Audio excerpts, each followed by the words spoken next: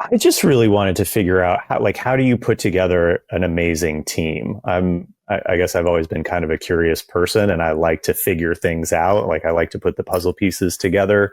And my early career was in hospitality, opening nightclubs, restaurants, event space in different parts of the country. And I transitioned into social enterprise and consulting, where I was working with a lot of mission-driven organizations. And some of those places, some of those mission-driven organizations were amazing places to work, and some of them, definitely were not. And some of those restaurants that I worked in were amazing places to work, even though they didn't have, a huge mission focus, and some of them were not. And so as I moved along in my career and was leading more people and working internationally, I was just really I got interested in organizational psychology and leadership science and all of those things.